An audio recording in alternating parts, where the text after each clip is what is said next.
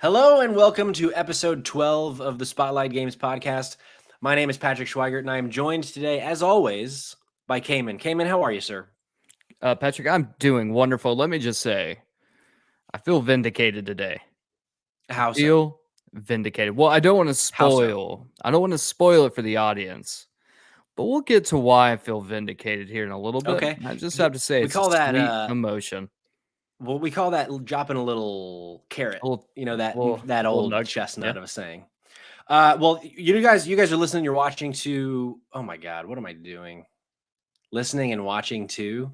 We're recording. We're 41 seconds in. I'm rolling with it. Spotlight Games podcast, folks. This is a weekly show where we talk about what games we're playing, things that are happening in the gaming news, and we talk to, some of our friends, like such as Evan Brando, who is joined with us today. Evan, how are you, sir? Howdy, howdy. I'm great. Looking forward to be watched and listened to. Hey. Very excited to be here. I like to think that I'm a decent host. I think so. But then you listen to, I hear myself say the words that I just said. I'm like, I might quit today. Mid-show. My only tip to you is you can say whatever you want. As long as you pretend like you said it on purpose, you're fine.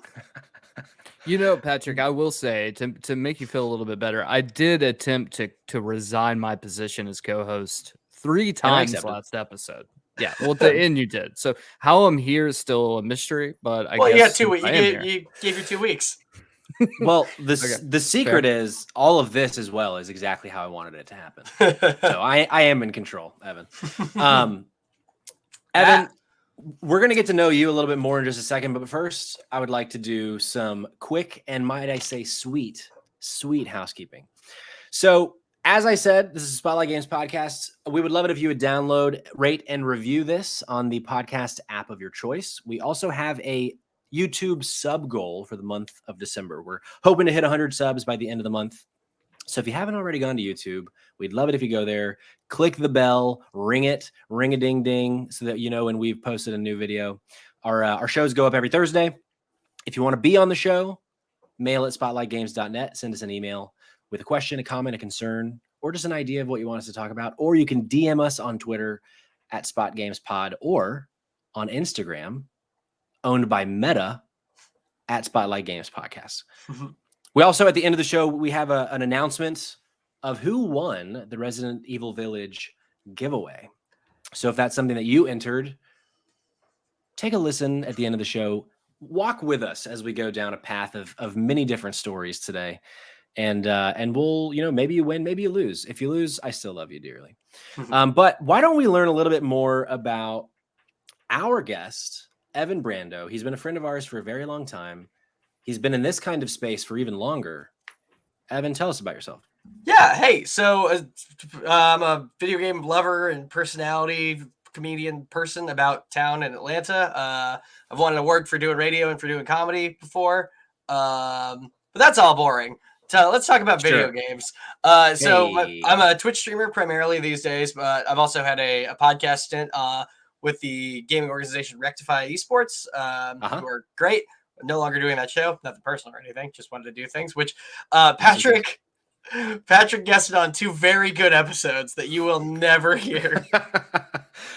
At some point, there is a part of me deep down that I almost don't want to post this episode, only because I was wondering if you were have never posted. But God. I got to. We post every Thursday morning. We don't have time to. Yeah, that's right. So we don't have time to pull the wool over old Evan Brando's eyes.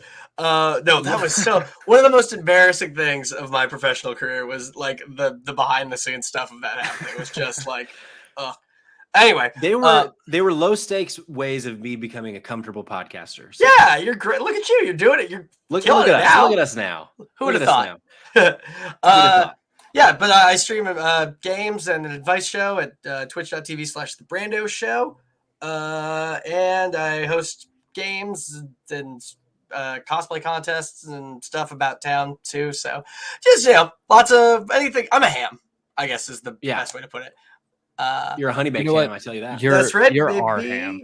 You are glazed up, beautiful, juicy, pink. exactly how we like them. And I'm also a founder Evan, of the Indiesaurus Podcast Network. I think that's the other thing.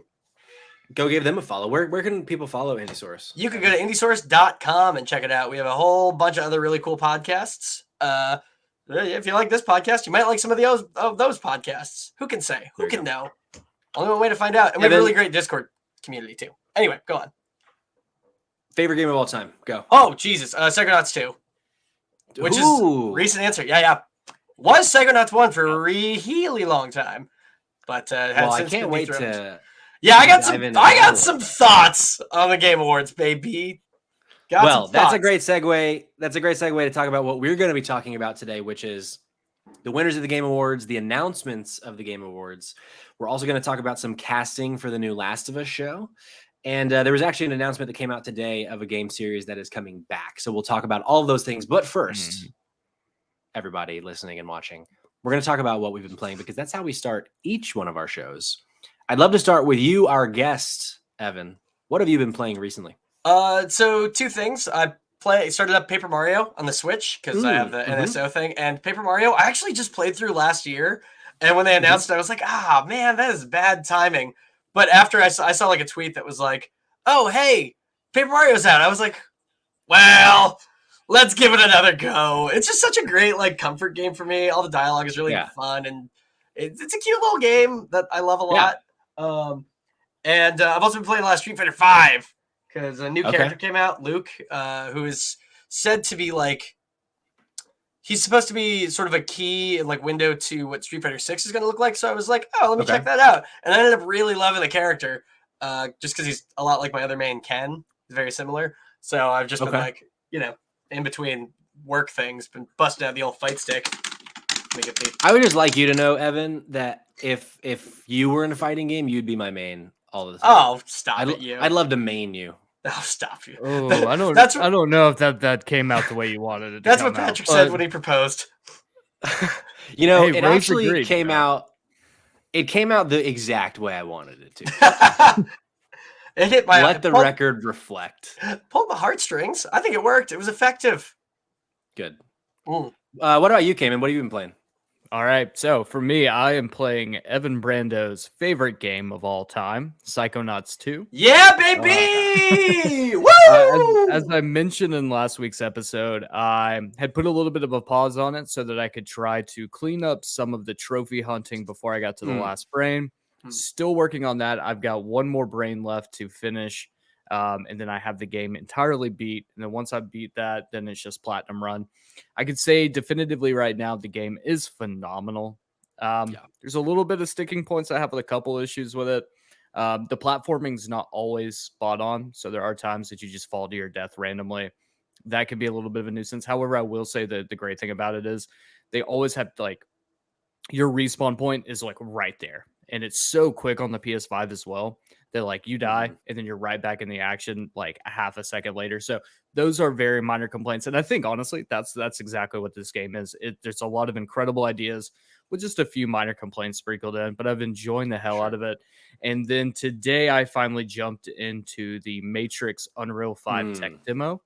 And I have to say, holy shit. The future of gaming is now. Wait, what is it? So at the end of the Game Awards, to kind of jump the little topic that we'll probably bring up later, they announced a tech demo for the PlayStation 5 and Xbox Series X that's set in the Matrix universe. Basically, it's just showing off Unreal Engine 5, which hasn't technically released yet. So we haven't seen any full-blown games using the Unreal Engine 5 yet. However, this is our first like hands-on experience with it. I can say definitively the diminishing returns, we haven't hit that point yet.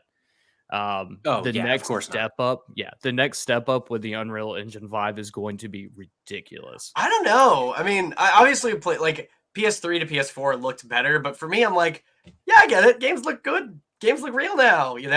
I'm a skeptic. I'm not saying my mind cannot be changed, but I'm looking forward to it. I will say, so I played it as well. It's like a 10 to 15 minute experience. Super slow. Is it canon? Slow, super short. Is it canon to the Matrix in the proud tradition of whatever that GameCube game is? Enter the was Matrix? it Enter the Matrix? Yeah. It's like you had to play that game to know what was going on in the Matrix, right? Yeah. So it's very, very break the fourth wall. Like the entire time it is commenting on the fact that it's a video game experience. Like they talk to you, the player, when you're actually like walking around in the open world, like you can basically open up like a dev menu where you can like change certain things within it. Like it's definitely like a capital D demo. But I feel like for the last 5 years, each year a game will come out and it'll be like, they've never looked this real before. Like specifically, most recently with The Last of Us Part 2, playing that and being like, I don't know how they can look more like real people. But there is a moment in the Matrix Unreal Engine experience where I didn't realize it wasn't Keanu Reeves, the actor on screen. Until like something happened where I was like, oh, that he's animated right now. Like wow, it's that's pretty that cool. good. Where it actually tricked me. Like it wasn't like, wow, they look real. It was like I there's thought a couple, Keanu Reeves was on the screen, and then turns out it was him as a character. There's a couple cinematics that take place that legitimately I was like, they filmed this, right? Like I think the cool thing too is the fact that we're starting to get to a point with video games where they're starting to match like real world, real cinema special effects, like CGI from there is starting to blend over. And I don't know if it'll happen, next week or years down the line or what the time frame is, but there's going to come a certain point where the cinematics that we see in video games are going to be using the exact same technology that they use in cinema. Like films are going to start using Unreal Engine, probably 6, but like it's going to be using art, like the video game technology will be used in films. There's no question about it. And this is just showing that we're getting even closer to that, which I think is ridiculous. But it did give me like a huge hankering for a Matrix video game, which we may or may not ever see another one of those. But I really want to play in the Matrix universe video game wise, like Enter the Matrix, just make a new one for today. I feel like depending on how successful the movie is that comes out, like basically today, it's like really soon, right? Is it next week? I thought it was Christmas. It might be Christmas. It's sometime within the next, let's say, 10 days. Yeah. I think depending on the success of that, and if the Matrix like is reborn again, I wouldn't be surprised if we got a video game out of it. I don't We're think at least it'll gonna be get like a crappy app game. At the very least. At the very least. The release date is December 22nd. Oh. 22nd. Okay, so hey, right within that 10-day window. We nailed it, folks. But yeah, definitely. I don't know if it's on PC, but if it is, give it a shot because it's a really cool little experience. Yeah. But yeah, so boys, I've been playing a couple things. I downloaded on a whim. I downloaded Hot Wheels Unleashed on my Switch. Oh. Tell me all about it. Do you love it? Do you love it? I'm not gonna say I love it, but I like it. I do like it. I had just gotten paid, and like I had been wanting to play Hot Wheels Unleashed, and the deluxe edition was on sale for like $50 or $60, and the regular edition was currently at cost of like $50. And I was like, I might as well just get all the extra stuff for free. Yeah, you're losing money. Yeah, right. I called up Mr. Nintendo and I said, make a deal. Goddamn, I'm losing money. Yeah, I take the deal, Howie. I played maybe an hour and a half at this point, 2 hours, and it's fun. But I think my brain wants it to be Mario Kart, like because it has that same like it has that really cartoony vibe. It's fast like Mario Kart is, but it feels like I'm playing Mario Kart at 100cc. So what I'm hearing is you want Rocket League Rumble, but just in the Hot Wheels universe. Kind of. Okay. I want. Yeah, like it's fun seeing like there are a lot of the cars that I've unlocked. I remember having those cars as a child. As a kid, yeah, that's cool. Which is cool. Like it's been fun, and as part of the deluxe edition, whatever you call it, the Unleashed edition, I got like Batman cars and like some other. There's like a Teenage Mutant Ninja Turtles car. There's like a bunch of licensed cars that I unlocked, and yeah, it's fun. it doesn't. Its biggest flaw, in my opinion, is it doesn't have a system like Mario Kart with its cups that has me wanting to come back. There is this I forget what it's called, but there's this map that you can do various races on, and as you finish one map, you'll unlock, or one race, you'll unlock the next race on the map. But I just, for whatever reason, it's not drawing me in. I think how they want it to. I'm not ooh, I finished one, I gotta go get the next one. Have you played it, Evan? I have not. No, it's was one of my most anticipated games of the year, and then I totally just missed it. It came out and I was like, oh yeah, right. I need to get that.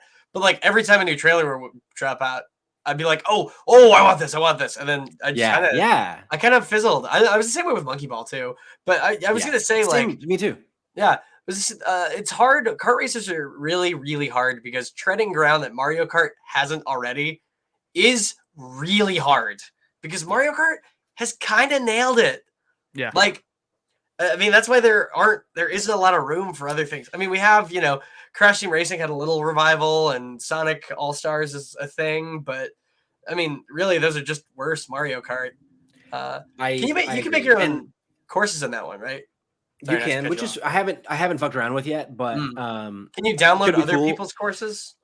If you can, I don't know how yet. I haven't gone and looked, but that would be really that cool would be the selling point for me. Yeah, if you did the Forge mode. Yeah, but to your point, Evan, how in Mario Kart, when you can when you take it off of automatic turning, in terms of and you can hold the drifts yourself, and you basically, in order to succeed in that game, you have to understand how drifting runs. And it feels so good once you understand how drifting works. Hot Wheels Unleashed has a drifting mechanic that just doesn't feel good. Ooh, that's a deal breaker. And I haven't figured out yet how to make it feel good. It very well could be user error. It could be that I just don't know how to use the drifting system like I know how to use Mario Kart's drifting system.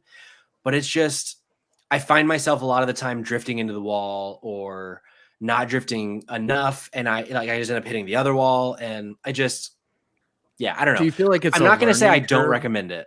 Yeah, you said you liked it. Do you feel like that's a learning curve though? Because when you start up Mario, especially if someone who hasn't played Mario in a long time or is picking up whatever, drifting isn't something that the beginner user is going to know how to do right off the bat. Sure, so it is one of the things where it's going to take you just a little bit of time, and then you're off to the races. It could be. My concern with it maybe not being is sheerly the amount of carts there are, or cars there are. Mm-hmm. In Mario Kart, there are a fair amount of cars, but when you're looking at the stats really don't shift super heavily one way or the other across the board. It's a very slow progression. Yeah, I mean, it's a very slow progression. You have some outliers, but generally most of the carts are similar. But with this game, it's all over the place. It's almost as if they are making it to where the carts themselves are almost like a leveling system, where there are carts that are really, really good, and there are carts that are really, really bad. Is that good, or is that, well, in your opinion, having played it? Because I see some merit in the fact that collecting, for instance, is an important facet of Hot Wheels, right? So you get better ones. Maybe they perform better. I think it could have worked, except because in this game there's a loot box system or not a loot box where you go and find them and open them, but you can unlock loot boxes by playing the game, and that's how you get new carts or new Hot Wheels. And I happened to unlock a super rare one my second time, and so I have a Hot Wheel that is almost completely maxed out, and now it's well, there's no point in using these other ones because I have one that has top speed, top braking, top all these things. So that does suck. Sure. Maybe what I need to do is try to just pretend I don't have it and use these other ones and see if maybe that's what it is. Maybe I jumped to expert without having the ability to actually learn. I don't know. Yeah. Maybe. Oh man, I hate that. It's the total side conversation. I hate when you maybe you guys have had this experience when you buy a game late, and there's a bunch of DLC that's oh, here's cool armor, where if you'd played the game since the beginning, you'd be max level when you got it. So it'd be cool. But if you're just starting the game and you have this level 100 sword or whatever, it's if I use it, it doesn't feel good. Yeah, it doesn't feel good. I don't want this. Yeah, you didn't earn it. I didn't earn it. Right. But yeah, so I don't not recommend it, but I also don't recommend it yet. I will report back as I continue playing, and we'll see. Other game I'm only going to briefly mention. I've been playing the Halo Infinite campaign. I'm maybe 2 hours in, so I will next week or the week after that probably have a more full thoughts. But so far, all I can say is Master Chief's back, baby. This game is fucking great. Ooh, all right. It feels so goddamn good. It feels so good. Them's high and praise. the open world, like the open world system that they've implemented, already really, really works. So I'll report back, but so far, very high praise from me. Cool. I haven't played it all. So yeah. Earlier you said you had been streaming Halo. It was older Halos, probably. Older Halos.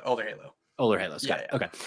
Cool. Well, why don't we jump into the first topic of the show, which is the Game Awards. So a week ago today, as of release of the episode, Thursday, the Game Awards happened, which is to be as kind of generic with it as possible. It's the video game Oscars. It's the biggest award show that that video games has, except it's like the Oscars if the Oscars were also just a giant commercial for games that are coming out next year. And by games, I mean movies. If the Oscars were just a giant commercial for next year's movies. It is weird that the Oscars doesn't do that a little bit, right? I feel like that's like actually a more enjoyable way to watch the Oscars if you're not watching like a Depends commercial in between like Best Actress and Best Actor. Instead, you get to see like the new Guillermo del Toro trailer in between. I feel like that's more enjoyable experience overall, but depending on who's nominated, there is a Depends commercial in the nominations. You know what I mean? That's fair. I think that the only real how do I want to put this? The big difference between these two things is like obviously the Oscars are kind of fun because like the meta of it, right? Like you kind of okay, these are the Oscar favorites. We can kind of watch them all beforehand. But and the Game Awards, video games are so much more like the Wild West, no one played all of these games before this, right? Right. And even if you played most of them, there are at least like 25% of these games you still have not played. Right, exactly. Sure. And I mean, a lot of the audience probably hasn't even played 25% of them, because there's just so many goddamn games, right? And I feel like I played a ton of games in 2021 and just didn't play like a lot of these. This was my blind spot. Even this year, which was such a slow season for games because of COVID, there still was a shit ton of games. And I don't think I maybe had played 50% of the games that have been up that won awards at least. Which is wild.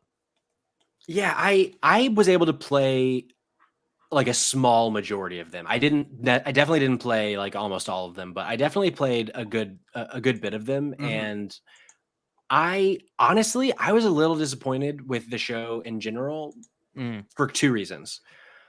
I would like it if they celebrated the games more, the games that were actually being awarded and nominated. I understand why they can't, because in order to fund this huge of a thing, because the thing about the Game Awards, I mean, I don't offhand know what the Oscars average viewership in on their shows, but this last week it had peak 100 million viewers watching. So it is huge. I don't think the Oscars get 100 million people watching. I could be wrong though. I'm speaking out of turn. So I understand that in order to get the production value to where they want it, it needs to just be a 3-hour commercial but when Jeff and the other people that are announcing winners announce the winners of 5 awards in the span of 10 seconds, it's just it feels really detracting of what tonight is actually about, which is celebrating the games that won. But I mean, you do get that with the Oscars a little bit, but it feels like, some of those Oscar categories make a little more sense because a lot of those roles are behind the scenes, best, I don't know, I'm trying to think about best lighting, right? Sure. Something that should have an Oscar, but a little, maybe the major audience doesn't appreciate that quite as much. But I don't believe that's the case here with Game Awards, right? Right. Yeah, I agree. I feel like it's times where they'll be like, okay, best action game was Returnal, and best RPG was Tales of Arise, and best, and it's like, well, these are big awards, guys. Like, why are we? Whoa! Why are we Yeah, just where's the skipping these big pageantry? awards? You At know least that a you clip, just right? spoiled like half of our announcements, right? I mean, we'll get there. But yeah, it's just, I don't know. I wish that they were able to carve more time out to actually celebrate, because if you were to look at like on a pie chart the amount of time spent on things, I would say 65% were in new game announcements. 60% new game announcements. 15 to 20% were just ads, right? Which makes sense. Like the smaller ads are like, there's this one game, I forget what it was. It might've been like a League of Legends thing where they were like, we really want you to play this because we're going to show you this ad every 4.5 minutes. And then, so what does that leave? Like 20% of the rest of the show was actually the awards themselves. And that, honestly, I might be being generous by saying it was 20% of the night was for the actual awards themselves. I know. I think you are being very generous with that, because I would say 75 to 80% of that alone was just announcements. And that's not including how much time was spent just yammering off either ads or, hey, we just announced this new game. Let's bring up the game director and have him talk for 5 minutes about. And you're like, okay, I get it. Like, look, if you want to do that, just make the damn thing 4 hours long, like the actual Oscars. Like, I've got the time, man. Well, I wish. agree. Yeah, go ahead. Well, I was just gonna say, like, I think that, like, part of, obviously, I like as a viewer the announcements and stuff. That's something that gets me to tune in. But at the same time, it's such a shame that like they detract so much from the actual Game Awards, because a lot of people will just watch them just for all the announcements, because it's basically just E3 now. Right. E3 and I'd be sucks. lying if I but I mean, I'd be lying if I said that wasn't a big reason why I watched it, because I wanted to see. I mean, because Jeff, his whole like on Twitter, he'd been saying this thing like, "There's a game announcement we've been working on for 5 years, and it's gonna be huge." And I'm like, "Okay, Last of Us Factions is finally coming out, or the new BioShock is finally coming out." Like these huge things that we've been waiting for, and it was a Star Wars game, which we'll get to. I won't say anything more than that. Yeah. But I don't know. It just. There were a couple other cool things that they did. Like they had a segment focusing on Khalif Adams' show Spawn on Me, which was cool. Like talking about, he had, at kind of at the beginning of the kind of renaissance. I don't want to say renaissance. When the Black Lives Matter movement was at its peak in COVID, they had like a show on there, because Khalif is a black man.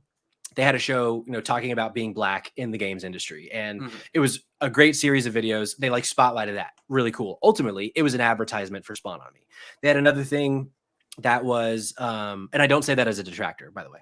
No. They had another thing that was the future class of video games, which was like 30 or 50 up and coming voices. Somehow none of us were on there, which is bullshit. But ultimately an advertisement for those folks, which is awesome. So like, it's not that I don't want there to be advertisements. I just wish the way that they advertise things was a little more focused. And because like came into your point, you had the thing about they'd bring up the game director of this new game and have him talk for 5 minutes. But I would love to hear from the game director of Deathloop about what it's like making Deathloop and how the challenges of making Deathloop. Like, where did this idea come from? That's a crazy game. Right. I want to hear about the games that are being awarded here today. I want to hear the behind the scenes of those things. Yeah. When Alan Wake 2 wins a game award in 5 years when it comes out, talk to Sam Lake then. I want to hear what Sam Lake has to say about Alan Wake 2 then, right? But can I just say, though, I'll get off my soapbox. No, you're totally fine. I guess what I'm curious about in this particular situation is, do we think that it's becoming this because, let's be honest, the last 2 years, like there hasn't really, I mean, E3 didn't even happen last year. The year before that was mediocre at best because Sony pulled out. I think EA pulled out and did their own presentation. So it was a very small, weird. And so it makes me wonder if the Game Awards are now becoming like the next E3. And so that's why they're doing that stuff, because they would be doing that during like an Ubisoft presentation. They would bring up whoever the game director of the next Assassin's Creed or whatever the fuck they're doing, they come up and they talk for a couple minutes about it. It almost makes sense or it seems to me at least that it almost seems like the Game Awards are trying to be both the Game Awards and the predecessor to E3.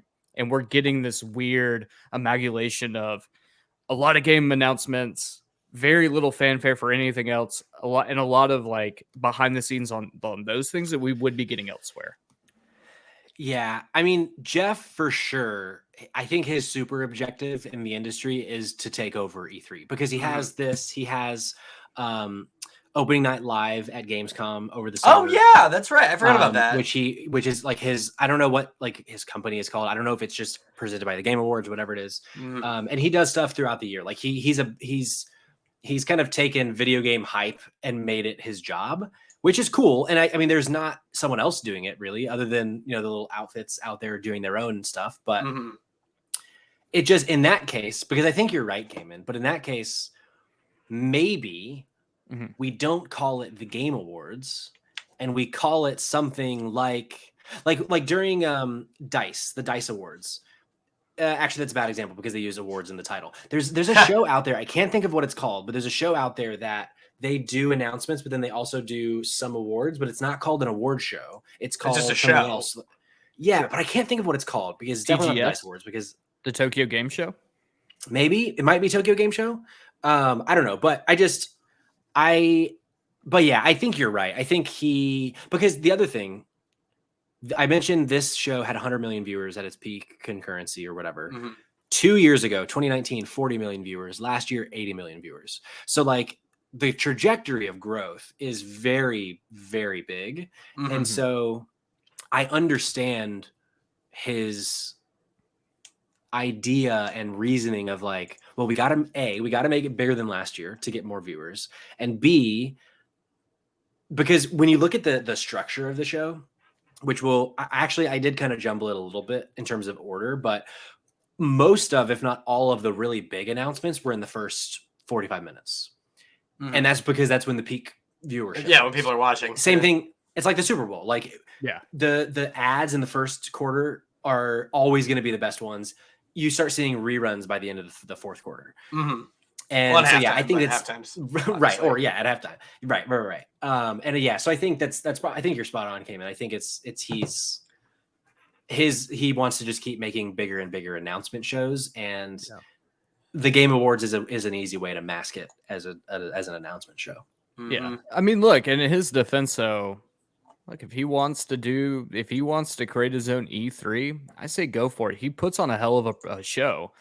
I don't see why we don't just let him do it, but separate them, hell, if you want to make it an hour-long show for the Game Awards, I guess people probably wouldn't be as in tune to that because they're tuning in for the announcements, obviously.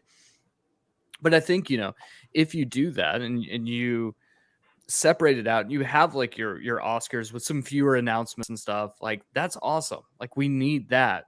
However, what you're losing in that is you're losing all these incredibly talented developers are getting washed out.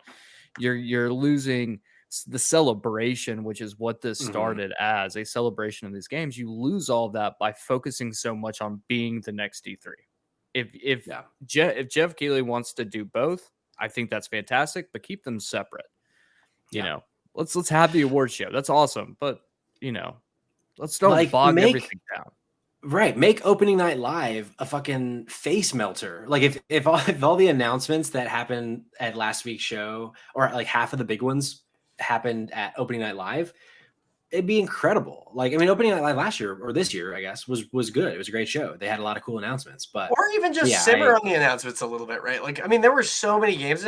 Just save like a few huge ones, Yeah. Say, hey, we're gonna have announcements to get that draw, but don't make the show, 60% announcements. Make it 15, and make those 15 really count. Yeah. Because there were the cream of the crop of these announcements are incredible, but there were a lot of really small ones. So I was like, who cares? Why am I spending 100%. My time on this? Well, speaking of boys, how do we feel about jumping into some of these awards? Because there were some shocking awards this year. Yeah, I think I can speak on behalf of pretty much everyone here currently and say that we thought Deathloop. It could have been me. I thought Deathloop was going to sweep majority of these awards. I agree with that. Yeah, same actually. I remember talking when we had Maud on last week. We were talking about it. I was like, I want It Takes Two to win Game of the Year because it is my Game of the Year, and I think it's an incredible game that got overlooked by a lot of people. But I'm glad that it's in the running. With that being said, Deathloop's going to sweep everything. Oh boy, Didn't happen. Oh Didn't happen. boy. Maybe if the Deathloop folks would have put more trailers out. Yeah, if maybe a couple more trailers they could have gotten. Would have really sealed the deal.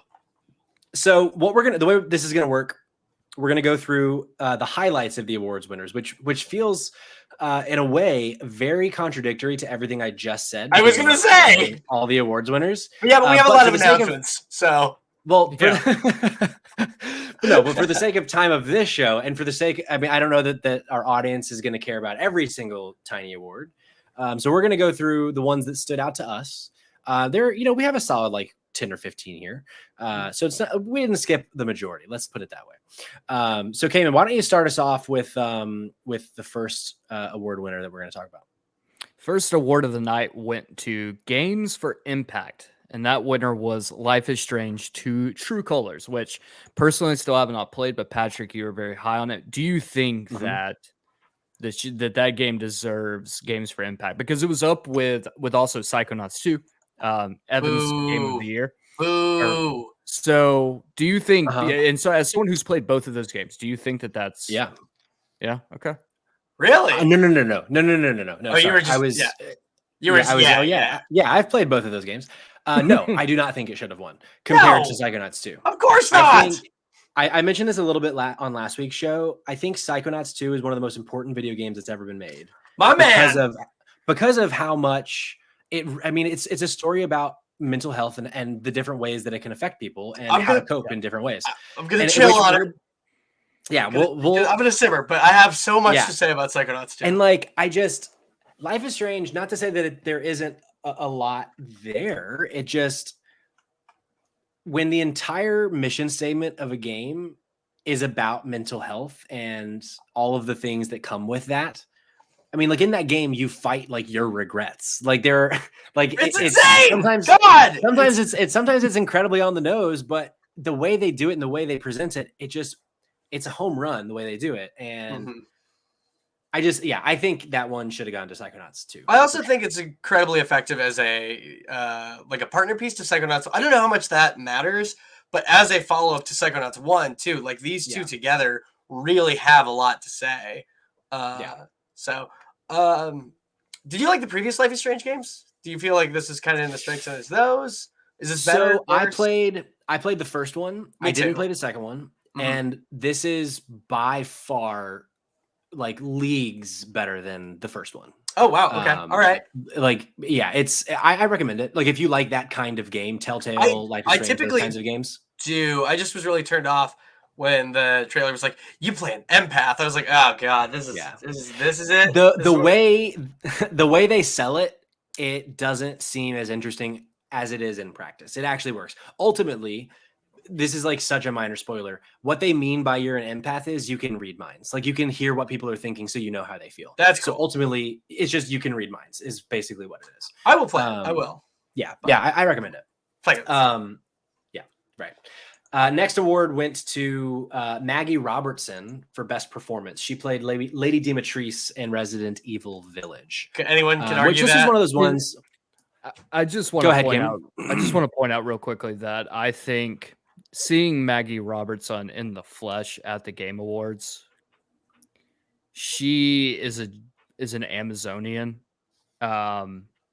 She matches the character in such a way. She's tall. But it was like because they showed like a clip of her like walking on stage while also playing a video of Lady Dimitrescu, and you're like, both of you are commanding people. Like if there's a new Wonder Woman movie, she should be in it. Yeah. Like she, like I just think, and I think that's the thing. Is like she gets up, she does her speech, which is very brief, but she does her speech, and you're like, Jesus, like she has a commanding voice, she has a commanding presence, and I think that the casting for that role was spot fucking on, because she absolutely nailed it. Next up was Kena Bridge of Spirits wins both Best Independent Game and Best Debut Indie Game. I don't see anything wrong with that. I really got to go back. Yeah, I know. Winning multiple awards, I'm like, okay, I need to go give it a more fair of a shake. I did. Sid, that's all I can say. On it. She loved it, so I agree, though. I need to get back on that one. What's up next, Pat? Returnal won Best Action Game, which I think is totally fair. Like the games it was up against, I think that game is an arcade shooter in the year 2021 in a third person, like semi-open world way. Like it nails it. And it's a totally fun action game. So definitely, I thought that was a good pull. This is what I thought Deathloop was going to this would be its sort of crowning thing. Yeah, I think I expected Returnal to win here because I didn't expect it to win much else because it's a very good game. I just didn't think it would reach the heights of things like Game of the Year or Best Director. Yeah. Oh no, I agree. I don't think it's a bad. You're the one who recommended it to me, actually. Yeah, I felt like it was one of those ones where it's like Returnal is good enough that we want to give it something.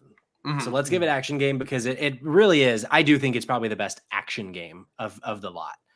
Well, good news is the best RPG of the year, Tales of Arise, won Best RPG of the year. So, I just want to go ahead and say that I did put 60 plus hours into the game to get that sweet platinum, and it was worth every single minute. $60+ as well. That is also your commitment there was. Yeah, I literally got bang for my buck out of that one. So I can't believe that. Well, see, it's tough when you have a game like Final Fantasy 14 that is so good and has such an active player base and a development team that is still pumping out stuff for it. I can't believe it wasn't even in the running because the stuff it did, not even including Endwalker, by the way, which is you play Final Fantasy 14, right? I do, yes. I dabble. I'm not a hardcore or anything. You're a dabbler. Well, I'm a dabbler. We don't have it on the list, but Final Fantasy 14 did win Best Ongoing Game. So right, yeah. I was just wondering, is this included in that, or is it just all covered by? Yeah, so I think this was just game. So they did the ongoing game. So you have things like Rocket League, Fortnite, Call of Duty Warzone. So they have like the games that were released in previous years that are still getting DLC, still getting updates, yada yada.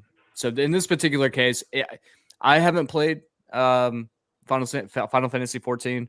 I've heard it's incredible. As a single player experience, it's incredible. Like you can play it. Obviously, it's a great MMO. But I mostly like it separately from the MMO stuff. As all you Final Fantasy 14 lovers, you're gonna get me to play this game if you keep talking about it the way you do. It's pretty freaking good, man. It's pretty freaking good. And then when you're like, all right, I'm gonna take a break from the story, you can go into like the brothel and just watch people who are like awkwardly flirting with each other, and you're like, this is weird. Like RPing with, it's a cool environment, I don't know, the game's very alive. Yeah, no, I mean, I like Final Fantasy games. I love them, in fact. I haven't loved all of them, but I love the genre, or not the genre, the franchise. Yeah. But we'll see. Evan, what was our next winner, Evan? The next winner, great question. The next winner was the best narrative. Really threw a curveball there, didn't I? Which went to Marvel's Guardians of the Galaxy. Have you played this game? Have you played this video game? No, I actually really want to. I was excited for it when I first saw it. Despite the previous Avengers outing, I was pretty excited for this. I remember watching this at E3 in a group, and everyone was like, "What this?" And I was like, "Yeah, this actually looks cool. I like the Guardians, But come on, better than Psychonauts 2. I mean, give me a fucking break, man. For a game that got like zero publicity, like it got nothing. It just was like, oh hey, guess what, guys? Next week, Marvel's Guardians of the Galaxy is being released, and everyone was like, oh shit, this game is gonna blow. It was phenomenal. I heard it was good, and I am totally open to it. But I just have a hard time believing that like any Marvel property nowadays has much to say.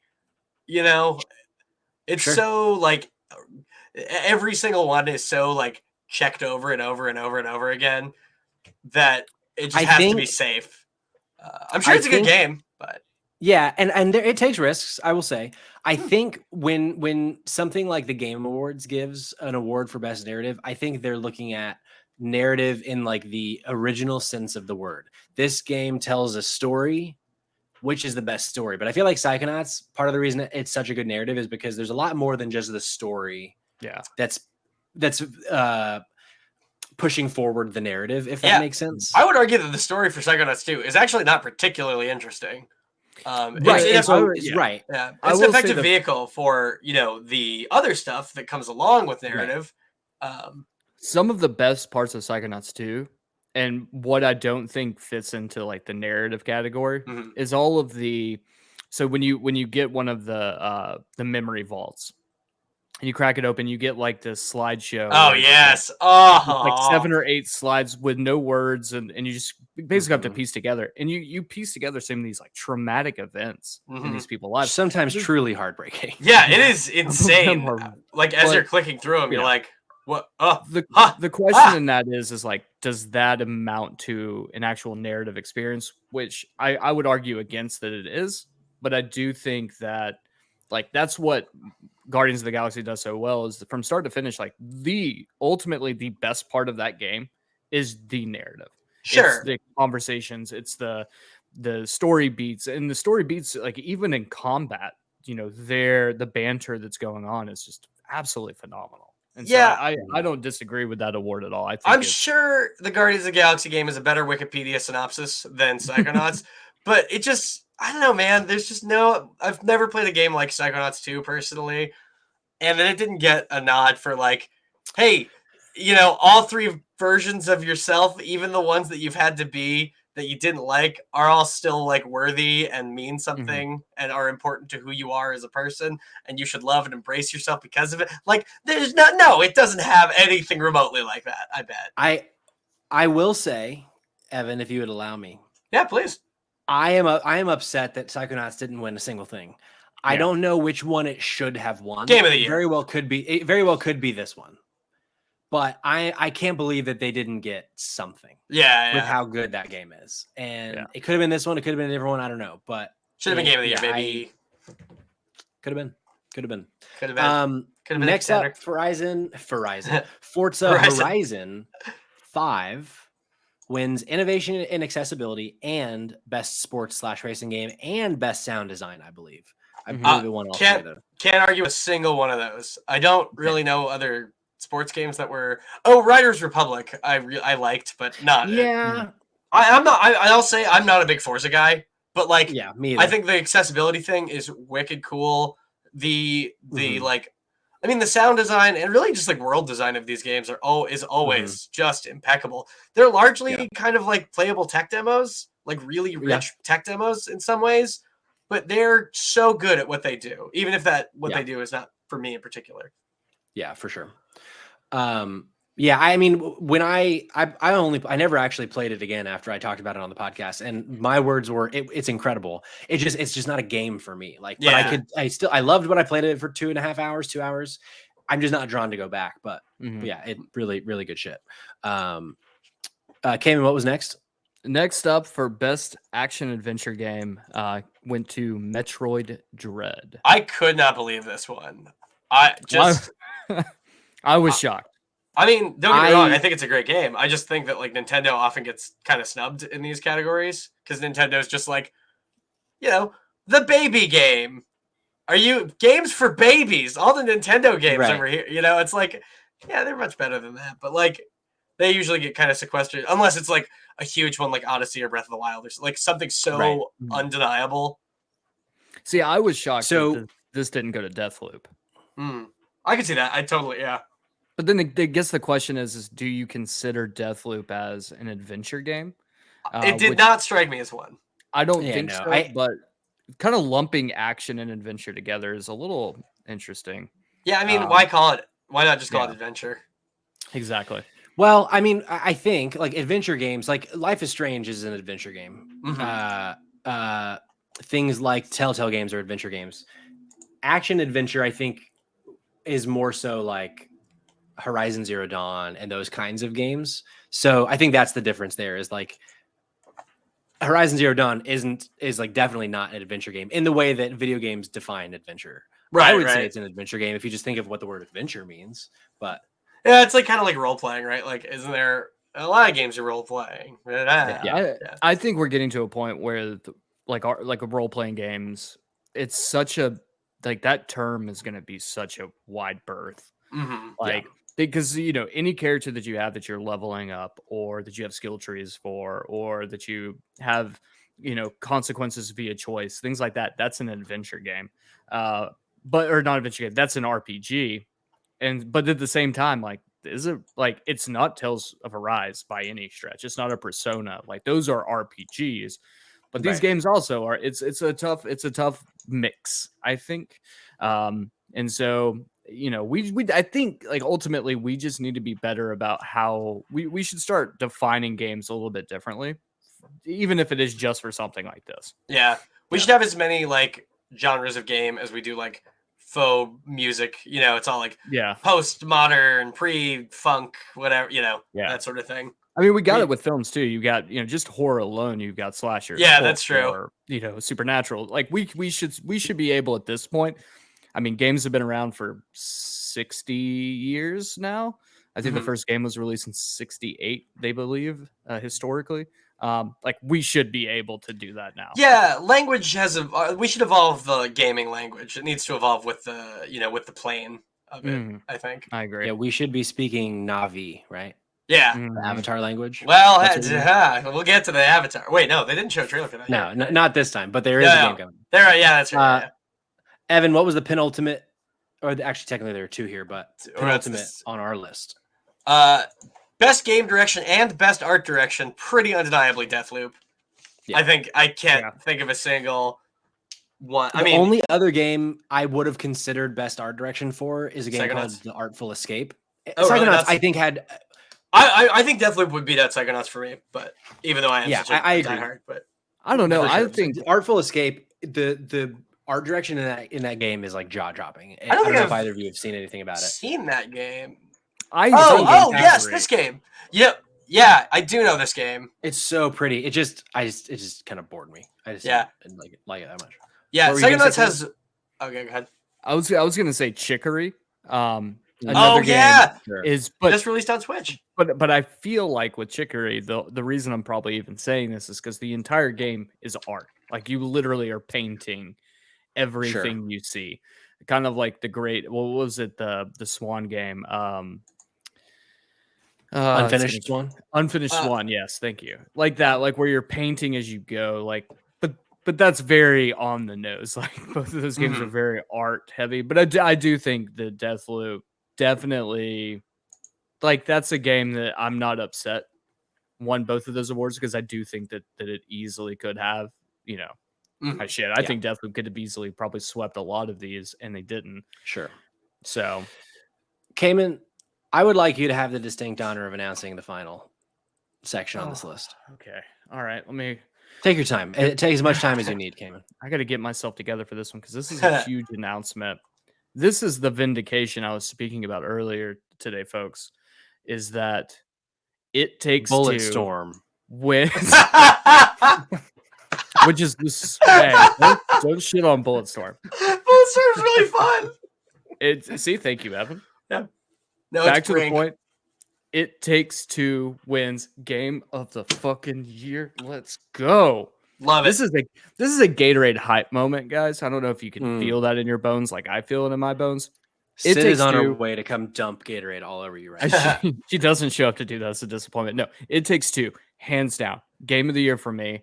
It is an experience to behold. The story, the gameplay, just the ability to sit with someone next to you playing a game like that. This, and I will go so far as to even say, I believe It Takes Two should be played by anyone going into divorce counseling. They should have to play It Takes Two. And I don't want to do any spoilers for the game because I think everyone should go out and play it. It's currently on Game Pass for free if you have an Xbox. And I want to say or PC. And I want to say it's $19 currently at PSN. So if you have a PlayStation, you can get it there as well. It's not that expensive. It takes about 6 total hours. Yes, Evan. I was gonna say if you buy it on PC, you get a second copy that you can send them. Yes, I believe. that's actually that's true for every console. Oh, cool. If you purchase the game, you can actually friend a code to someone else so that if you don't have someone to play sitting next to you, you can get someone. Hell, any listener of the show right now, if you want to play It Takes Two, hit me up. I will play it with you. Though I do recommend playing it with a significant other, just because it's a very emotional game. It brings you together. This is my game of the year. This is also the Game Awards game of the year, and I couldn't think of a better game to take home that prize. Boom shakalaka. Yeah, I'm pretty stoked about this winning game of the year. I think, even as the diehard Psychonauts 2 fan, I love everything this game sets out to do and accomplishes. That it winning game of the year is just such a it's such a beacon of this is what game of the years should look like. They should be making statements. They should be bringing people together. They should be harnessing the power of games to do something cool. Yeah. You can't just get this experience from watching a movie. This has to be played. And I would say the same about games like Deathloop or Psychonauts, really the upper echelon. But I think even though I was pulling for Deathloop because as of today, that is my game of the year, but I always like when the underdog wins. And I think if you were to listen to 100 different podcasts leading up to the Game Awards where people were predicting who they were going to win, very few people genuinely thought it would win. People came in were like, yeah, I want it to win, but I don't think anyone actually expected it to win. I don't even think Joseph Ferris expected it to win. And he's a very, he likes his games. He likes his games. Yeah. And I don't even think he thought he was going to win. So that I really appreciated that it won simply for that fact that the underdog won. So I'm always a fan of that.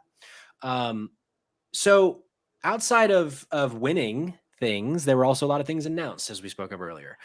We might need can I hit one game winner? Yeah, please. Just real quick. Yeah. Fighting game of the year, Guilty Gear Strive. I think is one of the best, and it's not as important that it won the award because who cares about best fighting game, but I will say it is one of the best, most important fighting games of our time. I think there's not been a fighting game that is A, this popular, and B, this accessible.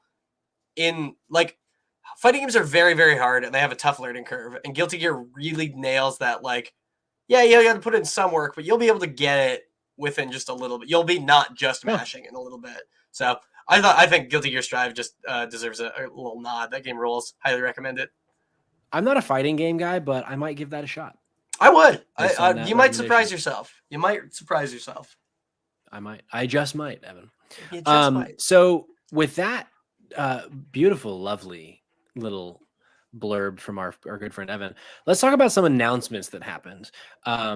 We're probably going to have to go through these a little quicker, only because of the time that we're at now.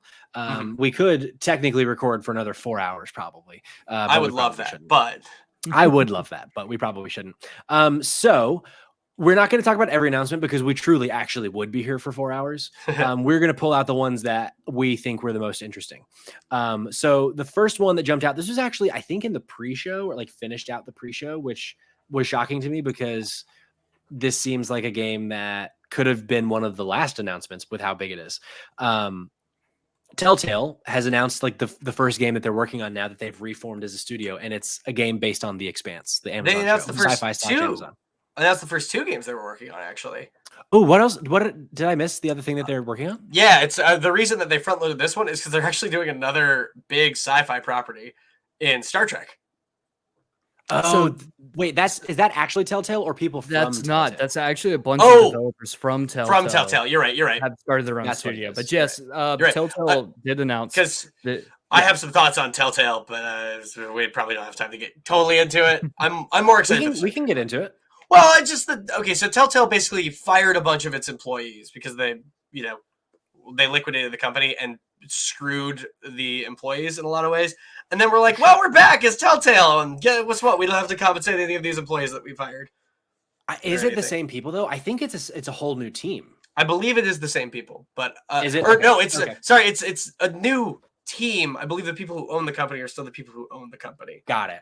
I was under the impression that the people up top had changed, but that doesn't mean that it's right. I think I could be wrong. I'm totally willing to be wrong. If that's the case, that definitely puts a dampener on this game. I am excited about it though, because I've heard really good things about The Expanse, and I was in the same place for The Walking Dead. Like I hadn't watched The Walking Dead, had heard really good things about it, then played the games and loved it. But I love the Telltale games. If you've never played season 1 of The Walking Dead or The Wolf Among Us, they have a bunch of those are just my two personal favorite. That and Tales Tales from the Borderlands. Oh, Tales is so good. Tales is the best. Tales is so good. They're really, really, really good games. And their Walking Dead or Game of Thrones one was really good too. Yeah, I like the Game of Thrones one. I would love a follow-up to that game. It would be very hard with how it ended, but yeah, for sure. But yeah, Cayman, you've actually been watching the show now. I have, yeah. So I actually just started it. I am just starting up season 3. It is. And when did you start? Like a week ago? Like 2 days ago. Literally, I think I started on Sunday, maybe, or even yesterday. Monday? No, well, I don't even know what today is. I think I started on Monday.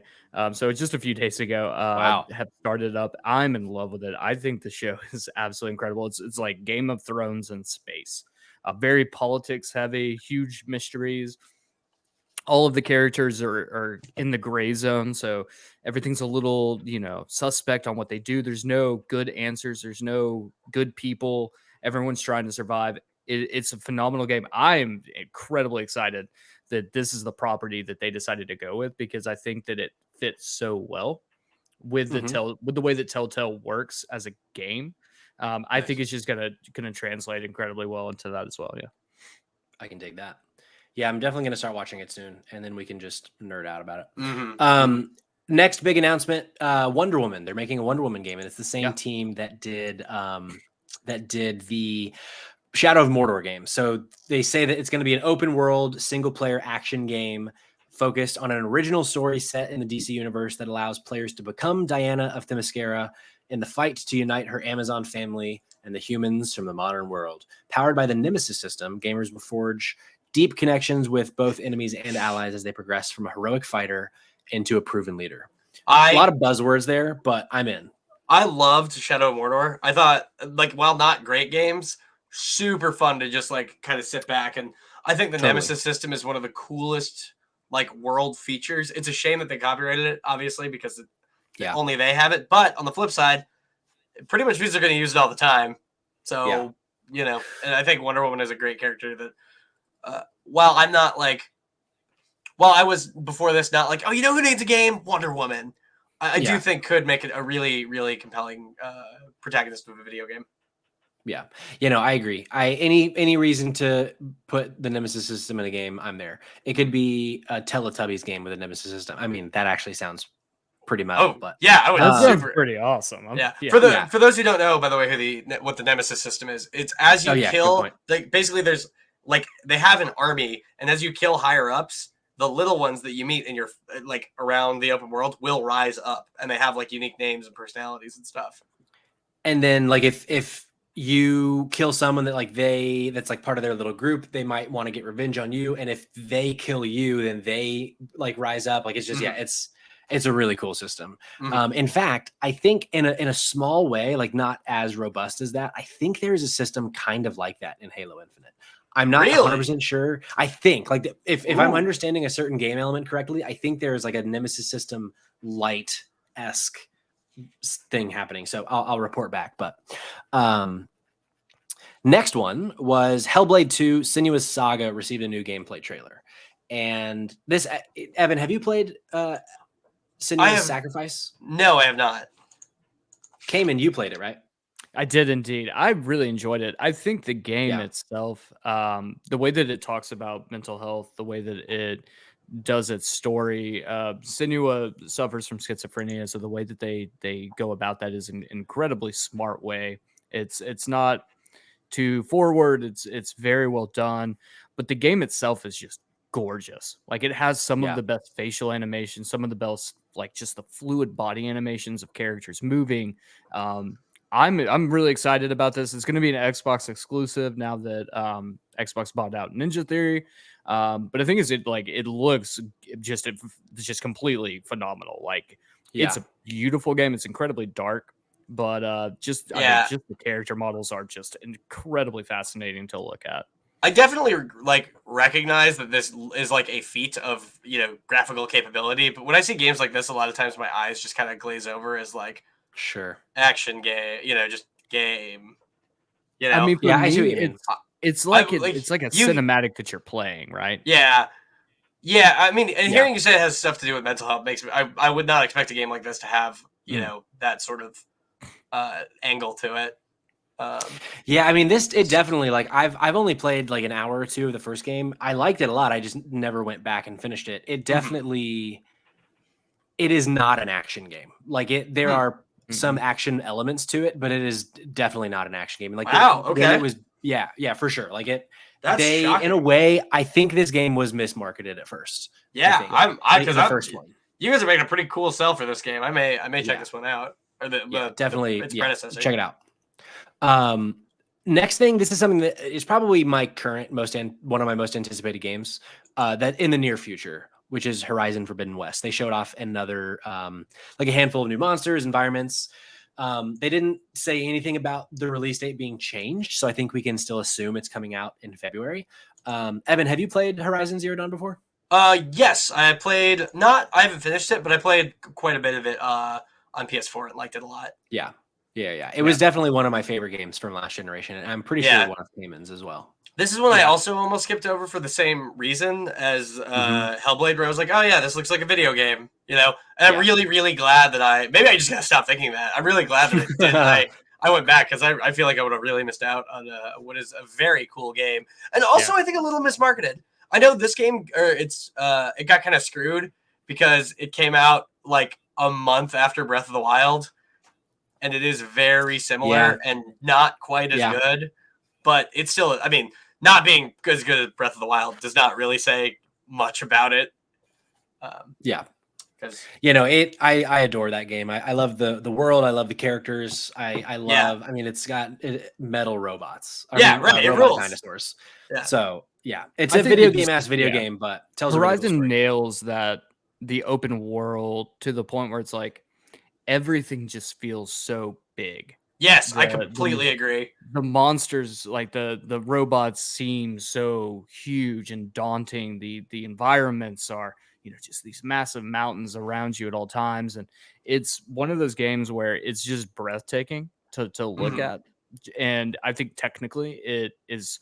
I mean, when I played it, and I played on a base PS4 when it launched, like it looked incredible. It was super smooth, like technically very sound. I can only imagine like how good the sequel is going to be, like, because all they can just working off of that alone, like it's set up for success. Yeah, it's one of those games like a Red Dead Redemption 2 where it's just fun to be in. It's just like it sucks you in completely, and it's hard, I think, for a game to do that. I also really love when games, really actually any media, plays with religions that don't exist, like where they make up their own. I am not a religious person at all. In fact, I hate religion as a concept. But when it's done in fiction, I'm so fascinated by it. And like the religion that they come up with, like the different types of religions that they come up with in this game, based on like it's feel very real, right? It's not right. Here's our Christianity. It's like not just Christianity, It's like here's our made up thing. If I grew up in a world where there were giant robot dinosaurs roaming around, like I would think the machines were some form of like a higher power too. And so it make like the logic of it makes sense to me. The context plays well. Yeah, the context plays super well. And so when I can buy in on things like that, it just makes me care much more about the world, which that definitely did. Another really big announcement that came at the show was a new Star Wars game. This is Star Wars Eclipse being developed by Quantic Dream, which kind of to our point earlier with Telltale. Watching the trailer and then seeing that it was Quantic Dream, I was like, oh man, this really sucks. Very bold. Yeah, because for those of you who don't know, go ahead, Cayman. I think what just added insult to injury with it was that Jeff Keighley had just done this like very short presentation about how you should support people who work in the games industry. You should, sexual harassment is not a place that stands. Toxic workplace is not a thing that we support.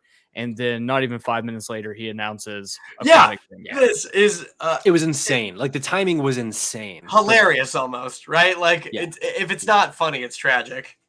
Right.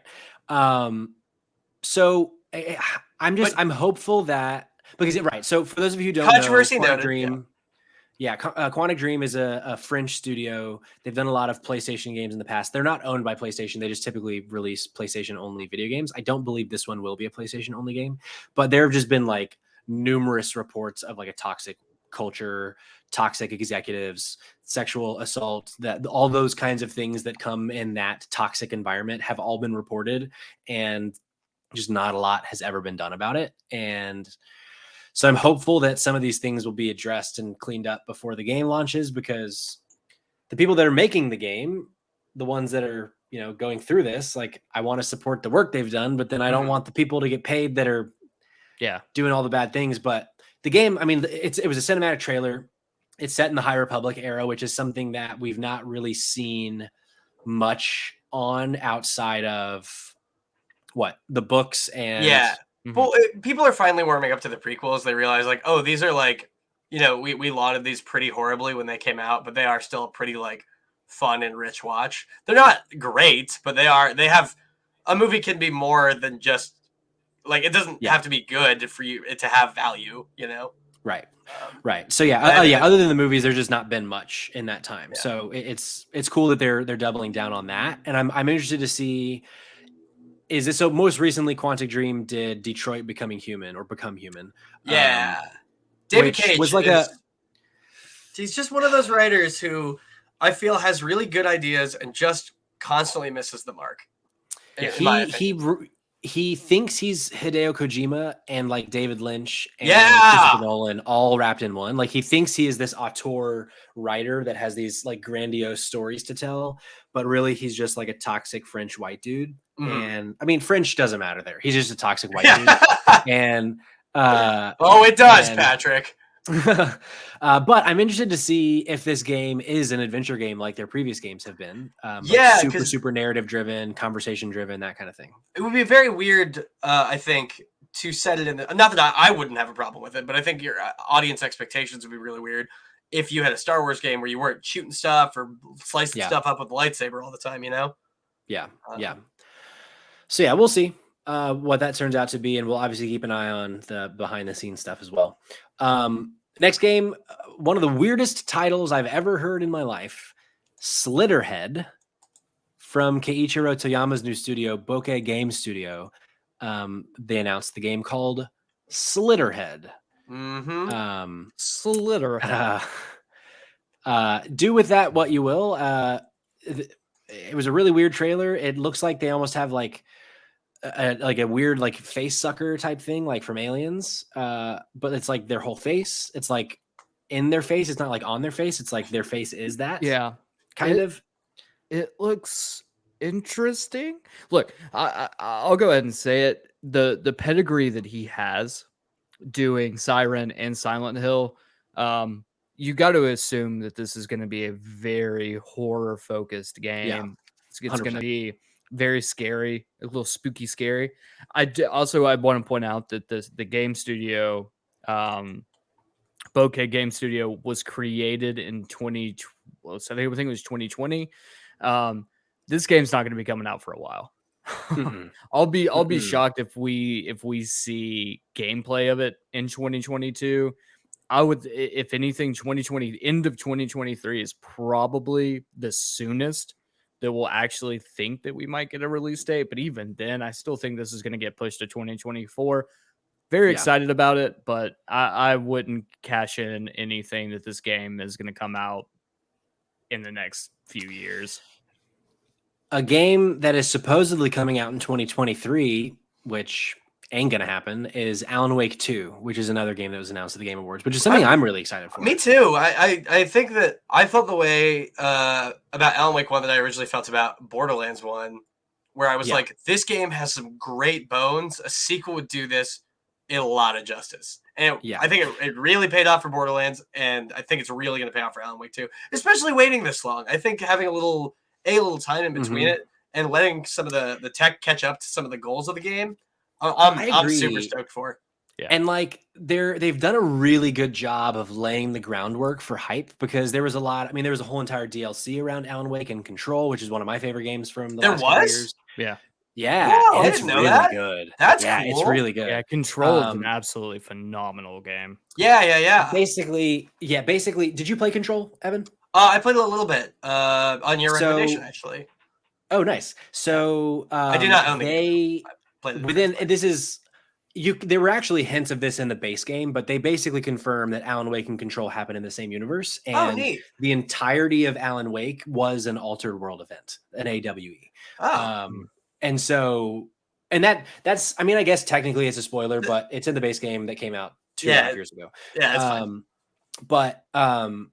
So I'm really excited for Alan Wake 2, and Sam Lake, the creative director at Remedy, the game studio that's going to be making it, said that it's going to be their first true survival horror game. There's like, we're finally throwing our hats in the ring and doing what we think a survival horror game should be. So that's really exciting for me.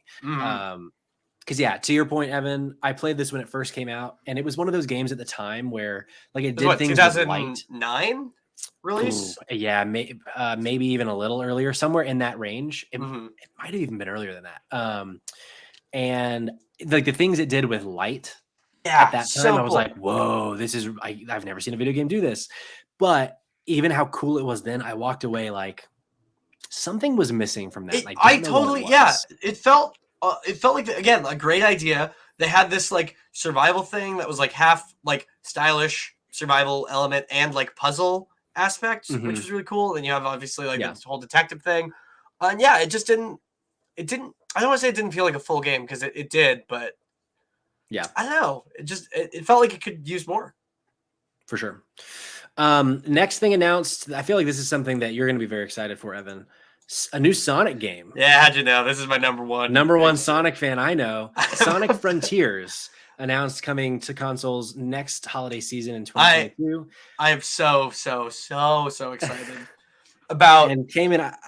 Go ahead. I was going to say about the prospect of like I feel like Sonic team hasn't done a like let's put it all in, Sonic game in a while. They haven't really done, in my opinion, a main series Sonic game in a while. I wouldn't. Our Generations maybe, but again, it feels like hedged bets. Generations was a little too gimmicky. It doesn't really feel like a continuation of some of the brand stuff they set up in like Sonic Adventure 1, Sonic Adventure 2, and Sonic Heroes. It feels like they're kind of like shying away. Sonic 06. I want to point out something to the audience. That this pandemic has been going on for so long. When we get 2 Sonic movies and a new Sonic game in the time frame that the first COVID outbreak happened. That's true, yeah. Like, it's insane to me. Like, I grew up on Sonic. I think it's incredibly exciting. I'm not getting my hopes up that it will be good, because the track record for the last like mainline games have been very hit or miss, more miss than hit. I'm hoping that they find their rhythm again and they release a very good Sonic, because I think, with the movies, he's becoming more mainstream again. I don't think he's at the level of Mario, but I think he's finally finding some footing. No pun intended. I hope it's great. I think that the world deserves a great Sonic game again. Yeah. We need it. Well, I think, and people are kind of getting on board with some of the older titles that didn't hit, that kind of got lost again in the wake of 06 being such a colossal failure. Oh, yeah, it was a shit. And there were so many other bad Sonic games, but like Sonic Unleashed, which is a weird concept, is a legitimately really good Sonic game. And Sonic Colors, which just got re-released on the Switch, is a really, really good Sonic game. And I think people are sort of warming up to it again. Because Sonic's transition from 2D to 3D was awkward. Right? It was really weird and not as seamless as like Mario's, right? Where Mario was like Nintendo got it in one, right? But it was like well, how do you translate like this building up of the momentum of Sonic to a 3D game? It's really hard. And even I love Sonic Adventure 1 and 2, but even those games are like really roller coastery, and a lot of the best segments aren't even Sonic. And like in Adventure 2 specifically, because that was one of my most played games on GameCube. Me too. I love it. Battle. But you don't have the freedom. Like the second you lose momentum in that game, it is like all of a sudden you're a snail, and it is so not fun. Right. Well, and like even building up momentum in like a 2D Sonic game feels different because you're like, you have full range. You're like, oh, I can use my speed to do stuff. There's a creativity that having more speed built up lets you do. Whereas Sonic in 3D, more speed just makes it harder for you to like be like, oh, where the hell is everything? You know? Exactly. So, well, in the words of Sonic, we got to go fast through some of these next announcements. Yeah, right. Sorry, I'll talk about Sonic forever. No. No, that's not what I mean. Next thing, we finally saw gameplay for Suicide Squad: Kill the Justice League, which is the next game out of Rocksteady, same folks that made all of the Arkham games, Arkham Asylum, Knight, City, all those. So I'm very torn on this because I've never not loved a Rocksteady game, but the gameplay that they showed just didn't look fun to me. Look played out. Really? I'm totally with you.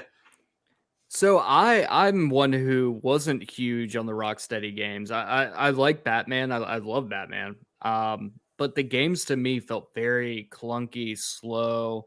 The combat just seemed like it was very sluggish to me.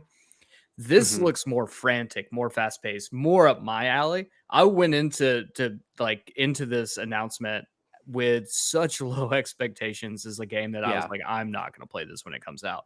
Now I'm championing the game, saying this is a game that I'm very excited to play when it comes out because it looks so fun to me. I think the issue that I have with it, because I think a couple things.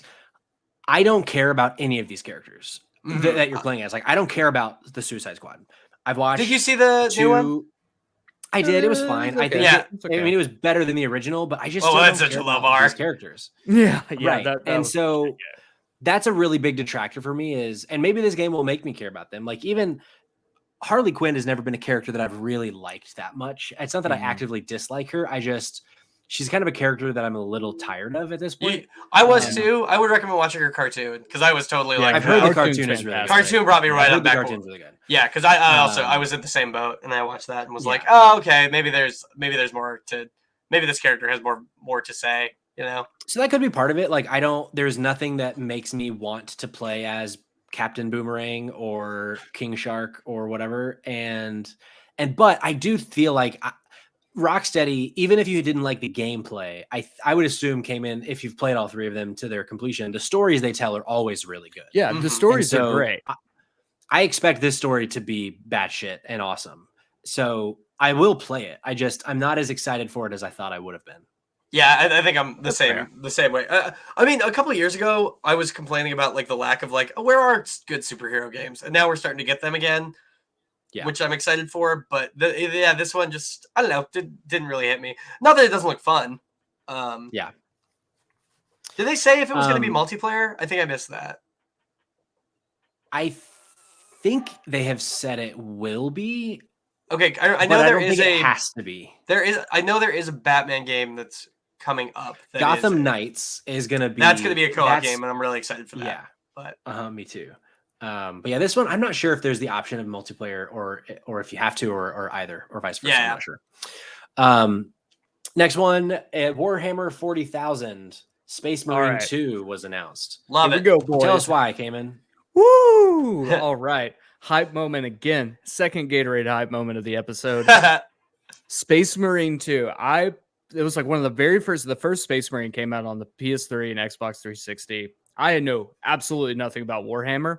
But let me tell you, I played the ever-living shit out of that game when it came out. It was the first game I had on the PS3. I was all in. It felt like the PlayStation. It was like the only game on PlayStation that felt like a Gears of War game. But it was so much fun. It was so janky and so weird and it just felt right for that generation. This game is 10 years later. This is a decade since the first Space Marines game came out to now. My hype level for this is through the fucking roof. I can't wait. And I'm hoping that the title of Warhammer doesn't scare people, because that's an easy reason for people not to play it. Because how would you? And the fact that it's a sequel, people are going to be a little timid on jumping into something they know nothing about, or into a series that's as big as Warhammer is. Please play this game. I obviously don't know if it's going to be good at all, but what I can tell you is if it's anything like the first one, then we're in for an exciting, not budget title, but it has that feel of almost like a Bulletstorm, where there's no reason for it to be as fun as it is, but it's just so goddamn fun. I'm over the moon that we're getting this. And this was I said a couple episodes back was there's going to be a game at the Game Awards that's going to be hype game that I'm going to lose my shit over. Space Marines 2 is it. This is the game. This is the one. The 40K world. Oh yeah, go ahead, Patrick. I was just gonna say, I don't think I had that game. I thought I would have that game, and I don't think any of these gave me that moment of we're here, baby. I can't believe that he did it. He fucking did it. I think the closest might be Alan Wake 2, but we all knew it was happening. With how much they tease it in Control, it didn't surprise me as much. But anyway, go ahead, Evan. Oh, I was just gonna say the 40K universe it makes for a great video game setting because it's such a great setting to visit, because it's a little it's hyper dark and gory and fun, and it's I can't do the hobby because I just there's no one to root for or which is the point of the world. But as a video game and Dawn of War or Space Marine, it's so fun. It's so fun. So Patrick, I would recommend checking out the first one. Yeah, I mean, as we get closer to that game, I think you both will have to do some educating, because as someone who's never played it, I couldn't be less interested in a video game than my interest level of this game right now. And it's just because I just don't know anything about it. And the title, I think, is fucking stupid. So as someone who it doesn't do anything for me. As someone who earlier in this podcast said, I hate religion, recommend 40K. I think you'll really pick up what it's putting down.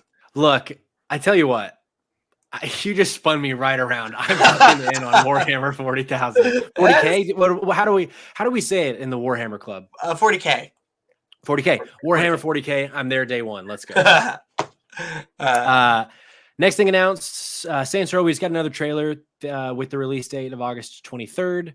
I know Saints Row is a big Cayman game. Is Saints Row a big Evan game? I love the second and third one, because that's the strike zone for me of this is satire and what it is trying to be. And then after that, for me, it gets a little oh, you kind of lost it. Yeah. Look, if you can give me a weapon in any game this is just a giant dildo that I can beat the hell out of people on the street using, then that's a game for me. Oh, I'm not saying it's not fun, but no. What I'm saying is and I've said it before, in a world of GTA clones, be a Saints Row. It is absolute madness from the time you open to the time you close credits. The game is just constant wild. It is just constant bonkers. There's shit exploding all the time. Your weapons are ridiculous. Everything about it is just stupid. And that's what makes it so much fun. Would you say Saints Row is the MTV spring break of video games? Yes, actually. Specifically the late 90s MTV spring break, when it was still we were still in the Attitude Era of the WWE, and the world was we're okay with this. This is the world that Saints Row lives in. Okay. I just want to make sure me, Evan, and our whole audience is on the same page of Saints Row right there. Next announcement, A Plague Tale Requiem. They showed a gameplay trailer. This is, I think, the debut of this gameplay. I think, I could be wrong. Coming sometime in 2022. This is a sequel to A Plague Tale Innocence. Yeah. You play it? Yes. I played the first hour and I really liked it. It just one of those things where I just, for some reason, didn't draw me in. I'm going to go back at some point, I hope. But I know Cayman really loved the game. It's a great little budget title. It plays incredibly well. The game is gorgeous. And the story it tells is really interesting. It's set in the Dark Ages. during obviously a plague.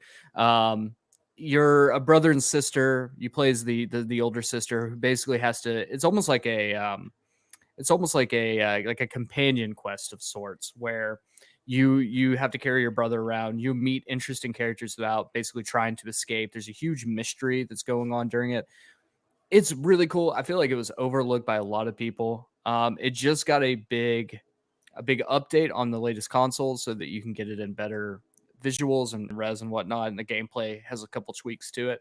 I'm excited to jump back in and actually play it again because I can play it. There's a new platinum trophy list on the PlayStation 5 version, so very excited to get back in and replay the game, get some of them trophies, like I always love. But yeah, no, I think it's great. If you haven't played the game yet, play it and just get hyped because this game it's going to be really good. I'm very excited about it. One of the last things, and then there's something that is actually not on our list I do want to talk about based on something Evan said earlier, but we talked a little bit about The Matrix Awakens, an Unreal Engine 5 experience, but they showed that off. And then, yeah, Keanu Reeves, Carrie-Anne Moss, they're all up in that. Give it a shot if you have the consoles that can support it. But Evan, you talked about something earlier that I want to open up the floor on, which is the Star Trek game, Star Trek Resurgence. Coming spring 2022 from Dramatic Labs, a team comprised of former Telltale members. It's said to be an immersive storytelling experience driven by player choices. The reason I want to talk about this, two things. One, we call it reincorporation. But two, I didn't think this trailer looked good, personally. So I want to hear what spoke to you about the trailer. Is it Star Trek? Is it the Telltale team, like former Telltale team? What's working for you? So it's sort of three-pronged. I think it's like both of those together. One, I love the former Telltale team. I think they have made some of my favorite games that I've ever played, some that I could easily recommend to basically anyone. And I know that they handle big IPs really, really well because they've done it in the past pretty much exclusively. Two, I am recently a pretty big Star Trek fan. Over the pandemic, I marathoned all of TNG, Deep Space Nine, some of the OG stuff, Lower Decks. I really, really love it. Have to recommend Deep Space Nine to at least everyone. I still need to watch these things. Would watch the best of TNG and all of Deep Space Nine. Deep Space Nine, I think, is the most modern one. But I think that a combination of what the Telltale team can do and kind of what interesting Star Trek looks like could make for a really, really good video game. Because Star Trek is not really interesting when it's about like space fights and like, lasers and things like that. It's really interesting when it's moral quandaries that don't necessarily have right or wrong answers. Well, they have like morally correct answers, and it's sort of about outthinking those. And I have a lot of faith in the Telltale team, the former Telltale team, to pull that off. So, while I will agree though that the game itself does not look awesome, does not inspire a lot of confidence. Yeah, for sure. Yeah. Well, that's, there were about 97 other announcements, but those are the ones that we wanted to talk about. If you want to see a list of all the other ones, Google it and you'll find a bunch of other shit that happened. So we are quickly, you might say we've surpassed time, but we're having a great show in my opinion. And I want to talk about a couple other things. So hot damn, let's do it. We're going to skip the Sony story because I think that is a big topic that requires discussion. So I want to talk about the other two that are on the dock. First being, we have an updated casting for the Last of Us TV show, which is that Nick Offerman has been cast as Bill in the Last of Us TV show that is being created by HBO. And I tell you what, boys. Tell us. We all know Last of Us is my favorite game of all time. Mm-hmm. We all know it. My mom knows it, and she doesn't even play video games. I didn't like, what's the show he was in? I can't even think of the name. Parks and Rec? Parks and Rec. Not a Parks and Rec guy. I tried, not for me. Sure. Well, we just lost Nick Offerman. Thanks, Patrick. They'll be fine. Nick Offerman as Bill could be potentially like the best casting that I've seen in a long time of anything. Yeah, he's going to knock that out of the park. Especially if they adjust the role to him a little bit, because he's kind of a character actor. He doesn't quite have like the range to call him like a true character actor, I don't think. But if they like readjust the role a little bit to better suit him, which isn't a huge jump, but just a hair more. Yeah, I think you're totally right. He could be the standout of the series. No, I agree with both of you guys. This is an incredible cast. I think the cast entirely is great, but Nick Offerman as Bill is absolutely incredible. I think that he plays that gruff, stoic character so well, and that translates very well into Bill's character in the game. I think it's a carryover. I think that I think he's going to knock it out of the park. And with Bill's, and I obviously don't want to do too many spoilers, but Bill's history, his story arc, and the little notes, I hope that they somehow find a way to incorporate that into the narrative more, because that's what's so great about that character. But I think having him do it is awesome. Well, I think having a big celebrity casting like that does kind of tell me that, hey, this is not just like a bit part for the show. Yeah. Oh, for sure. Because I didn't say it at the top of the show because I've played this game so many times, but I'm actually like 60% through another playthrough of The Last of Us. Oh, really? Started like 5 1 years or 2. ago. 1, and I'm gonna play 2 after it at some point. Not immediately, because there's a lot of other games I need to play. But like a dragon, like Yakuza Like a Dragon. But the gentleman who plays Bill in the game, William Earl Brown, who was on Deadwood, if you've seen Deadwood, like he is great as Bill. I just think he's probably a little too old to play Bill in the show. But Bill, he's such a fascinating character to me because he has this really gruff exterior, and he's so obviously hurting in this world because he's basically alone, like so many people are. But typically people are in some sort of a group, whether it's just 2 people or a few. But him being alone outside of one other person that they don't spend a lot of time together, they'll talk about it in the show. But at his heart, he does care and he does want to help. But there's that, like, he has such a thick exterior that he needs to get through. And I think Nick Offerman's going to nail that. So really excited. We're going to be talking about that show a lot as we get up to when it's released later next year. But in the meantime, final story for today. Today, folks, Ubisoft in a tweet announced they're bringing back Splinter Cell, boys. How do we feel? Okay, so I want to start off by saying that the way I found out about this, Patrick texts me before the show starts, and he says, we have another news topic or another story to talk about on the show.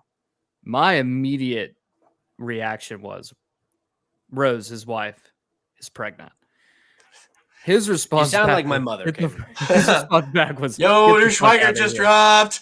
And so, guess what? So, no, Rose is not pregnant, or she might be. Thank God. And he's not telling she's not. us. She's definitely not. 100%. She is not pregnant. All right, that's fair. Fine, whatever. Okay. Well, but either way, and then he drops the news. And honestly, we said we were going to have some announcements on this show. No, I'm very excited about Splinter Cell coming back. I know the fans of Splinter Cell have been begging for a new game for years. They keep doing like stupid shit where it's like, hey, look, Sam Fisher's going to be in the next fucking Assassin's Creed game, guys. And everyone's like, fuck you, Ubisoft. We don't want that. Because they'd like vaguely tweet a picture of his, like, the goggles. You're like, it's a. And then you're disappointed with the bullshit news. Yeah. We're getting a new Sam Fisher game. We're getting a new Splinter Cell game. This is incredible news. My question is I wonder how long this has been in development. Obviously, the ad that they put out, they mentioned they're looking for talent to join the studio. So I don't think it's that far in development, but you got to assume that they're not just gonna. And they did such a weird announcement for it, like as a job posting announcement, not like this big. That's exactly why I think this game is at least 5 years away. Because the way they announced it was a job posting on Twitter. That is so weird. Have you ever seen anything remotely like that? Like, I've seen some like, oh, hey, the Pokemon company is looking for like a new team. Maybe that means a Pokemon game is coming, something like that, right? Like, but never from like an official, hey, check it out. We're making this. And we want your help. At Ubisoft. Yeah, it's so weird. This is such a mind-boggling thing because it's not like Splinter Cell is some small title. This is not like a game that's like, oh, hey, hey, we're making a new Immortal Rising, Phoenix Immortal Rising, or whatever the fuck it was called. Like, that would be one thing. Like, if you posted a job listing up on Twitter like that, I'd be like, okay, Splinter Cell is a massive, massive series that's been dormant for years. The fact that it got such a, like, it honestly makes me feel like Ubisoft just does not give a flying fuck about Splinter Cell. And this is their way of just being like, we're placating the fans who've been bitching at us for a decade that we want another game. Guess what? Here it is. And I think it's a lot that, because we also have to remember, folks, Ubisoft is the same company who like 2 weeks ago said they're bringing NFTs to video games. Yeah, so, like, I was going to say, like, they're fucking lost already. They're just in it for money. But I well, think part of me this wonders is them if saying, stop asking, we're doing it. Shut up. Part of me was wondering if this was a stunt because of the NFT thing, where, like, you know, just to like with Blizzard and Overwatch 2, right? It's like we just kind of have it just in case of bad PR, you know, like over here, like a break in case of emergency. Yeah, which also kind of makes me wonder if it's not the NFT they're covering up, and in like 2 weeks, Jason Schreier is going to drop some huge report about how Ubisoft has basically been like beating their employees half to death. Yeah. I don't know. I wouldn't be shocked. I don't like it. I don't like it. Well, I hope that the Splinter Cell. I think. Did they say it's a remake or it's a new game? Did they say? Or they're just making a new Splinter Cell. Splinter Cell remake. It says it's a remake. Splinter Cell remake. Okay, so which, like, honestly, I'm fine with that. But let's hope that they don't produce a non-fungible game. Hey. No, I'm actually, I give myself. Where is it? I give myself one shovel for that. Oh, one shovel. Yeah, we haven't had any shovels today, so it's about time that one of us gets one shovel. It's about time. It's about time to grow up. Wait, hold on. I don't think I've been wrong about anything on this episode yet. Is there something I can fuck up real quick?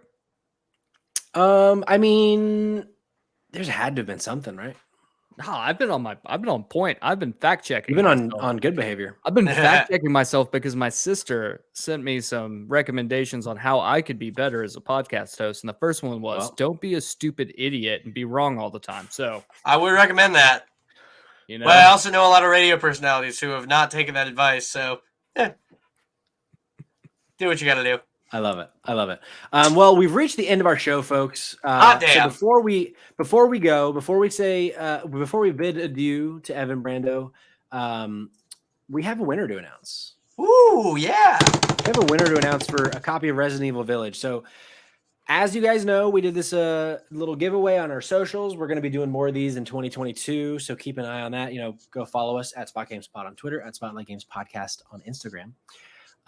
But this time around, the winner was none other than one of our super fans, Nick Swalski. Woo!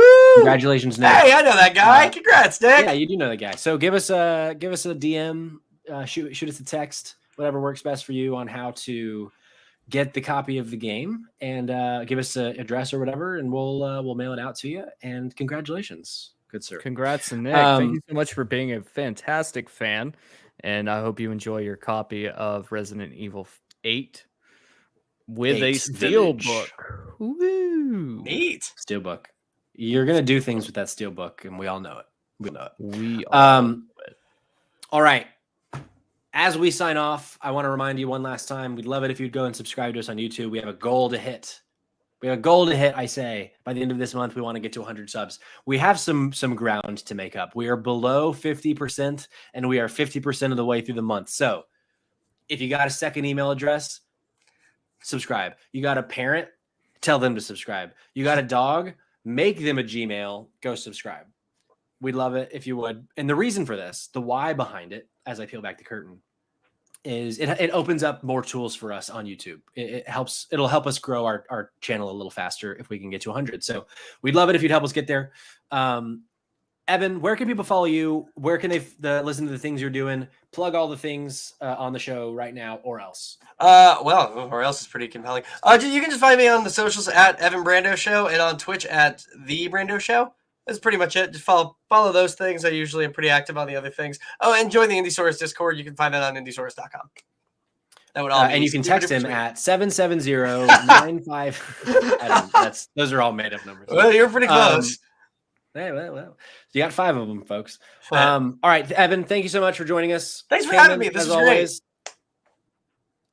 I'm trying to just kind of thank you, Evan. Also for us, please, you can follow us on socials as well as at Kid Cayman, and then that direction is going to be at Patrick Schwag, or at Spot Games Pod, and then on Twitter you can find us at Spotlight Games Podcast on Instagram. Please rate and review the show. We would love it very much. Like you said, go slap that subscribe bell. Make us happy, guys. Love you very much. Me while you're at it. Give me a big spanking. Give that Patty Daddy a big spanking. All right, until we meet again, we're going to have a short episode next week for Christmas, so keep an eye out for that. Ho, ho, ho, you dirty little elves.